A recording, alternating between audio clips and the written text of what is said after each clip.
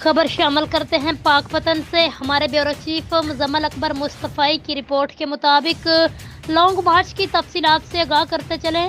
District پاک پتن شریف سے پی پی 191 کا عظیم الشان قافلہ امیر ضلع پاک پتن صوفی محمد اقبال سیفی صاحب کی سرپرستی، ناظم اعلیٰ ضلع پاک پتن مفتی محمد نواز اشرفی صاحب کی زیر نگرانی اور امیدوار برائے ایم پی اے چودھری غلام محی الدین رضوی صاحب نائب امیر ضلع پاک پتن حلقہ کی شان تحریک لبیک پاکستان کی پہچان کی صدارت میں روانہ ہوا۔ ابھی آغاز ہے قافلے کا، جس میں درجنوں گاڑیوں، بڑی بسوں، کنٹینر، موٹر سائیکلوں کا قافلہ جو اڈا چنوٹ، ملکہ ہانس، ہری پور، نورپور سے عوامی استقبال اور قافلوں کو ساتھ ملاتے ہوئے اپنے عظیم قائد سعد بن خادم حسین رضوی صاحب کے مرکزی لانگ مارچ کے استقبال کے لیے ساہیوال پہنچا۔ ساہیوال میں تمام پی پی کی قیادت نے پاکستان بچاؤ مارچ کے استقبال کی تیاریاں مکمل کی۔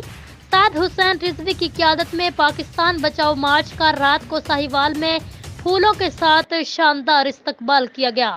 اب تک کے لیے اتنا ہی۔ مزید خبروں کے لیے دیکھتے رہیے پی این نیوز۔